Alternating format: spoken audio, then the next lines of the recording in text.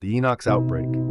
The first case was dismissed as food poisoning. The guy had been found in his apartment, frozen in place like a statue, his eyes wide with terror. His autopsy revealed something worse. His brain had been hollowed out, chewed away from the inside. Dr. Cale Ramirez knew something was wrong when the more cases came in with the same symptoms. Same eerie paralysis, same dead, glassy stare. But the kicker? This one had been caught on surveillance footage the day before, stumbling through a grocery store, running his hands over fresh produce, smearing something unseen across the food. By the time they realized what was happening, it was too late.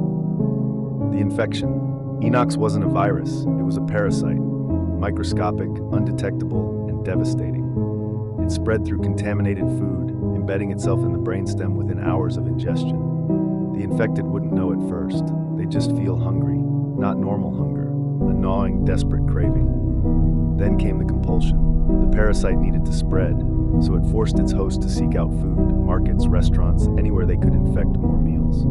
The victims would touch, breathe, and bleed onto anything edible. Their minds still trapped inside, screaming, but their bodies no longer theirs to control. And then, paralysis. The parasite had no use for them anymore. It switched gears, feasting on their nervous system, shutting them down piece by piece.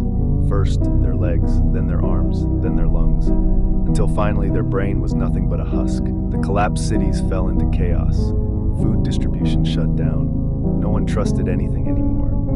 The only safe meals were ones you grew yourself, if you could even find untainted soil. Supermarkets became battlegrounds, filled with the corpses of those too desperate to resist temptation. Governments burned everything. Entire fields of crops, warehouses of packaged goods, all incinerated in a desperate bid to starve the parasite out. But it was already too deep, already inside too many.